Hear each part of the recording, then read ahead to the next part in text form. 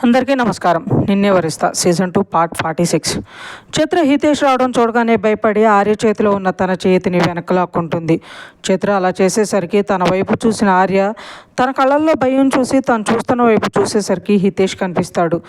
ఆర్య ఏం జరిగిందంటే అని ఏదో చెప్పబోతుంటే తనని పట్టించుకోకుండా హితేష్ వెళ్ళి చిత్ర పక్కన నిలబడి, ఏమైందిరా, ఎందుకంత టెన్షన్ పడుతున్నావు?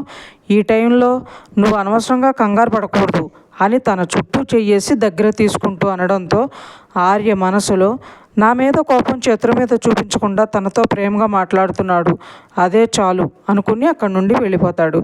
హితేష్ నెమ్మదిగా మాట్లాడేసరికి చిత్ర కొంచెం నార్మల్ అయ్యి, అది చేతి మీద వేడివేడి సూపు పడింది సార్, అందుకే క్లీన్ చేసుకుందామని వచ్చాను అంటుంది.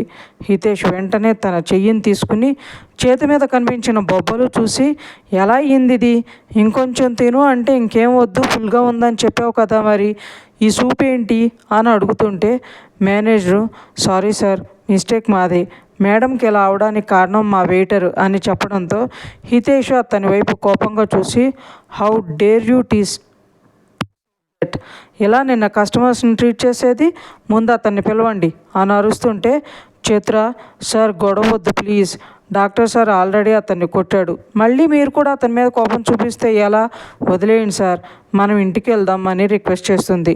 హితేష్ తన కోపాన్ని కంట్రోల్ చేసుకుని, సరే వెళ్దాం బేబీ, ఇంకేమైనా కావాలంటే చెప్పురా, పార్సల్ చేయిస్తాను అంటాడు. చిత్ర, వద్దు సార్ అనగానే తనని తీసుకుని బయటకు వచ్చేస్తాడు. ఆర్య హితేష్ కనిపించకుండా నిలబడుకుని వీళ్ళు వెళ్ళేదాకా ఉండి తర్వాత తను కూడా వెళ్తాడు. హితేష్ కార్ డ్రైవింగ్ చేస్తుంటే చిత్ర తన భుజం మీద తలపెట్టి, డాక్టర్ సార్ ఎప్పుడొచ్చారో నాకు తెలియదు సార్, వెయిటర్ని కొడుతున్నప్పుడు చూశాను అంటుంది చిన్నగా. హితేష్ కారు సైడ్ కాపి, నేను అడిగానా క్రయింగ్ బేబీ, అనవసరమైన అన్నీ ఆలోచించి మనస్పాటు చేసుకోకు, నీకు దగ్గరగా ఉన్న నన్ను నా ప్రేమని ఫీల్ అవ్వు, అంతే ప్రేమని తిరిగి ఇవ్వు అని నవ్వుతూ చెప్తాడు. చిత్ర, నిజంగా మీకు నా మీద కోపం లేదా సార్ అంటుంది. హితేష్, కోపం దేనికిరా, నా క్రయింగ్ బేబీ గురించి నాకు తెలియదా, నాకు దొరికిన రేర్ డైమండ్ నువ్వు అని నుదుటి మీద ముద్దు పెట్టి లవ్ యూ బేబీ అని చెప్పగానే చిత్ర హ్యాపీగా ఫీల్ అవుతూ హితేష్ని హగ్ చేసుకుని, లవ్ యూ టు సార్, ఇప్పుడు నా మైండ్ చాలా ఫ్రీగా ఉంది అనగానే హితేష్ నవ్వుతూ, ఇంటికి వెళ్ళాక ఎంతసేపు కావాలంటే అంతసేపు నీ కౌగిల్లో నన్ను నలిపేద్దులే బేబీ, ఇప్పుడు వదిలేస్తే ఒక 15 మినిట్స్లో ఇంట్లో పెడతా, తర్వాత నీ ఇష్టం అంటాడు. చిత్ర హితేష్కి దూరంగా జరిగి, సారీ సార్, ఏదో హ్యాపీనెస్లో అలా చేశాను అని సరిగ్గా కూర్చుని తల పక్క తిప్పేస్తుంది. హితేష్ నవ్వుకుని కార్ స్టార్ట్ చేసి చెప్పినట్లే 15 మినిట్స్లో ఇంట్లో పెడతాడు. చిత్ర రూమ్లోకి వెళ్ళగానే హితేష్ వెళ్ళి ఫ్రెష్ అయ్యిరా బేబీ, ట్యాబ్లెట్ వేసుకోవాలనగానే తను వెళ్తుంది. హితేష్ బెడ్ మీద కూర్చుని ఫోన్ చూస్తూ ఉండగా సౌమ్య నంబర్ చూడటం తనతో మాట్లాడిన మాటలు గుర్తు తెచ్చుకుంటాడు. రెస్టారెంట్లో హితేష్కి సౌమ్య కాల్ చేసినప్పుడు పక్కకు వెళ్ళి కాల్ లిఫ్ట్ చేసి, చెప్పు సౌమ్య అనగానే సౌమ్య, హితు చిత్రకి ఎలా ఉంది అని అడుగుతుంది. Hitesh, now she is fine Soumya, but తర్వాత అంతా ఎలా డీల్ చేయాలో అర్థం కావడం లేదు అంటాడు. సౌమ్య, ఏమైంది హితు, తను బాగానే ఉందంటున్నావుగా, ఇంకేంటి ప్రాబ్లం అంటుంది. హితేష్ తన హెల్త్ ప్రాబ్లం గురించి నువ్వేం చెప్పావో ప్రణీత ఆంటీ కూడా అదే చెప్పింది, మళ్ళీ టెస్టులు చేయించేసరికి చిత్రకి మళ్ళీ బేబీ మీద ఆశ కలిగిందని బాధగా చెప్తాడు. సౌమ్య మనసులో, తన హెల్త్ కండిషన్ నాకు తెలుసు కాబట్టి మీరు వేరే దగ్గర చెక్ చేయిస్తున్నా ధైర్యంగా ఉన్నా హితు, మొదట అబద్ధం చెప్పి ఈ బేబీని మీకు కాకుండా చేసి మీ ఇద్దరి మధ్య గ్యాప్ పెంచాలనుకున్నా, కానీ ఆ అవసరం లేకుండా ఇలా జరిగిందనుకుని, డోంట్ వరీ హితు, తనకి బేబీ కావాలి, నీకు తన హ్యాపీనెస్ కావాలి, అందుకే వీ హ్యావ్ ఏ చాయిస్ అంటుంది. హితేష్ హ్యాపీగా, నిజంగా ఛాయిస్ ఉందా సౌమ్య, ఉంటే చెప్పు, ఏం చేసైనా ఎంత ఖర్చైనా నా బేబీని కాపాడుకుంటాను, అలానే నా చిత్రకళల్లో సంతోషం చూస్తాను అంటాడు. అది చాలా పెద్ద ప్రాసెస్ హితు, కాళ్ళు ఎందుకు, డైరెక్ట్గా కలిసి మాట్లాడుకుందాం అంటుంది సౌమ్య. ఇప్పుడు హాస్పిటల్కి రమ్మంటావా సౌమ్య అంటాడు హితేష్ ఆనందంగా. సౌమ్య మనసులో, నో హితు, నువ్వు ఇక్కడికి వస్తే ఆర్య ఉంటాడు, ముందే వాడు చిత్ర కోసం ఏమైనా చేయటానికి రెడీగా ఉన్నాడు, చిత్ర ప్రెగ్నెంట్ అన్న విషయం వాడికి తెలీదు, తెలిస్తే నన్ను నీ లైఫ్లో రానివ్వకుండా ఏదో ఒకటి చేస్తాడు అనుకుని నేను కాల్ చేస్తాను హితు, ఎక్కడికి రావాలి, ఎప్పుడు రావాలి అని అంటుంది. Hitesh, okay Soumya, thank you, నువ్వు చెప్పే ఐడియా వర్కౌట్ అయితే I will do anything for you అని చెప్పగానే సౌమ్య, నిజంగా నేను ఏమడిగితే అది ఇస్తావా హితు అంటుంది. హితేష్, డెఫినెట్గా సౌమ్య, నాకు చిత్రకి ఎంత హెల్ప్ చేస్తున్నావు, ఎందుకు చేయను అంటాడు. సౌమ్య, నేను అడిగింది నీకు ఇష్టం లేకపోతే అంటుంది. హితేషు, ఇష్టం లేకపోయినా సరే నా చిత్ర కోసం నేను ఏమైనా చేస్తాను, డోంట్ వర్రీ అబౌట్ ఇట్ అంటాడు. సౌమ్య, ఒకవేళ చిత్ర ఒప్పుకోకపోతే? నేనే కాదు, తను కూడా యాక్సెప్ట్ చేస్తుంది. ఇన్ఫ్యాక్ట్ తనే దగ్గరుండి నాతో నువ్వు అడిగించేస్తుంది సౌమ్య అని.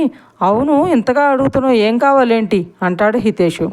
సౌమ్య, టైం వచ్చినప్పుడు నేనే అడుగుతాను హితు, ముందు మనం డిస్కస్ చేయాలి, ప్రాసెస్ గురించి తెలుసుకోవాలి, సో చాలా టైం పడుతుంది. ఇదంతా అయ్యాక నాకేం కావాలో అడిగి మరీ చేయించుకుంటా అంటుంది. హితేషు, ష్యూర్, ఓకే సౌమ్య, నేను రెస్టారెంట్లో ఉన్నాను, నీ కాల్ వచ్చిందని పక్కకు వచ్చి మాట్లాడుతున్నా, అక్కడ చిత్ర ఒకటే ఉంది, నేను తర్వాత కాల్ చేస్తా అని చెప్పి కాల్ పెట్టేస్తాడు. తర్వాత హితేష్ లోపల రావటం, ఆర్యన్ చూడటం, తన ఇంటికి తీసుకురావటం జరుగుతుంది. చిత్ర ఫ్రెష్ అయ్యి బయటకు వచ్చేసరికి హితేష్ మనసులో, సౌమ్య చెప్పినట్లు నా బేబీస్ ఇద్దరు సేఫ్గా ఉంటే చాలు, అమ్మ కూడా హ్యాపీగా ఫీల్ అవుతుంది, వాళ్ళ సంతోషం కోసం ఐ విల్ డూ ఎనీథింగ్, ఈ ప్రపంచాన్నే సౌమ్య ముందర పెట్టేస్తాను అనుకుంటూ ఉంటాడు. చిత్ర బాత్రూమ్ డోర్ వేయడంతో సౌండ్ విని అటువైపు చూసి హితేష్ రెండు చేతులు చాచగానే తను హ్యాపీగా వెళ్తుంది. హితేష్ చిత్రను కౌగిట్లో పట్టుకుని, కాసేపు రెస్ట్ తీసుకుంటావా బంగారం అంటాడు. చిత్ర, పడుకోండి సార్, మీతో టైం స్పెండ్ చేయాలి, బోలెడు కబుర్లు చెప్పాలి అంటుంది. హితేషు, సరే అయితే బయటకి ఎక్కడికైనా వెళ్దామా అంటాడు. చిత్ర, వద్దు, ఇంట్లోనే ఉందాం, మీరు నేను కాసేపు ఇలానే ఉండి ఇన్ని రోజులు మన మధ్య లేని మాటలన్నీ ఇప్పుడు మాట్లాడుకుందాం, అత్తయ్య వాళ్ళు వచ్చాక అందరం కలిసి క్యారమ్స్ ఆడుకుందాం, తర్వాత అందరం కలిసి భోజనం చేద్దాం, మావయ్యని కాసేపు ఏడిపిద్దాం అని చెప్తుంటే హితేషు సరే అని తనని పక్కన సరిగా పడుకోబెడుతుంటే చిత్ర, నేను బరువుగా ఉన్నానా సార్ అని అడుగుతుంది. హితేషు, లేదు బేబీ, నీ పర్సనాలిటీని నేను సింగిల్ హ్యాండ్తో పైకెత్తగలను, అలాంటిది నువ్వు బరువేంట్రా అంటాడు. చిత్ర మూతి ముడిచి, మరెందుకు మీ మీద నుండి కింద దించారు, అప్పుడే అంత బరువు అయిపోయానా మీకు అంటుంది. హితేష్ నవ్వి, నీకు కంఫర్ట్గా ఉండాలని సరిగా పడుకోబెడుతున్నా, నాతో చాలా మాట్లాడాలన్నావు కదా, అంతసేపు కూర్చుని ఉండడం కష్టం కదా, అందుకే అంటాడు. చిత్ర, అయితే మీరు సరిగా పడుకోండి, నేను మీ మీద పడుకుంటా అంటుంది. హితేషు, నీ ఇష్టం బేబీ, నువ్వు ఎలా చెప్తే అలా, because you are my queen అని ముద్దు పెట్టి తను పడుకోగానే చిత్ర హితేష్ మీద పడుకుని తనతో కబుర్లు చెప్తూ ఉంటుంది. ప్రతి మాటలో తన మీద ప్రేమ, తను ఎంత మిస్ అయ్యిందనేది, పుట్టబోయే బిడ్డ గురించి, ఇలా ప్రతీదీ చెప్తుంటే కొంచెం కూడా అలుపు లేకుండా వింటూ ఉంటాడు. మాట్లాడుతూ ఇద్దరు అలానే నిద్రపోతారు. ఆర్య ఇంటికి వెళ్ళాక చిత్ర గురించి ఆలోచిస్తూ ఇద్దరూ బాగానే ఉన్నారు. హితేష్ని చూస్తే చిత్ర మీద ప్రేమ కనిపిస్తుంది, కానీ ఏదో బాధ, ఎందుకని అనుకుంటూ హితేష్ చిత్రతో అన్న మాటలు గుర్తు తెచ్చుకుంటూ ఉంటాడు. ఈ టైంలో నువ్వు ఇలా కంగారు పడకూడదు అని అనడం గుర్తొచ్చి, అంటే చిత్ర ప్రెగ్నెంటా? అదే అయితే హితేష్ ఫేస్లో హ్యాపీనెస్ ఉండాలి, కానీ బాధ ఎందుకు, అసలు ప్రాబ్లం ఏంటి అనేది కనుక్కోవాలి. సౌమ్య అడిగినా చెప్పదు, హితేష్ నాతో మాట్లాడు, సో చిత్రతోనే మాట్లాడి విషయం కనుక్కోవాలి, కానీ ఎలా అనుకుంటూ ఉండగా సౌమ్య వస్తుంది. సౌమ్య, అంతగా ఏం ఆలోచిస్తున్నావు ఆర్య అని అడగగానే ఆలోచనలో ఉన్న ఆర్య చిత్ర గురించి అని చెప్తాడు. సౌమ్య, అనుకున్నా అని నవ్వేసరికి ఆర్య ఈ లోకంలోకి వచ్చి, ఎందుకు నవ్వుతున్నావు అంటాడు. సౌమ్య, నవ్వకేం చేయమంటావు, తన మీద అంత ప్రేమ పెట్టుకుని వద్దనుకుని ఎందుకు వెళ్ళిపోయావు, నీ ప్రేమ నిజమైనప్పుడు ఆ ప్రేమను దక్కించుకోవాలి, కానీ వదిలేసి వెళ్ళిపోతే ఏం లాభం, సరే వెళ్ళిపోయావు, మళ్ళీ ఎందుకు వచ్చావు అంటుంది. ఆర్య, ఎందుకు వెళ్ళిపోయానో ఎందుకు వచ్చానో నీ తెలీదా అంటాడు.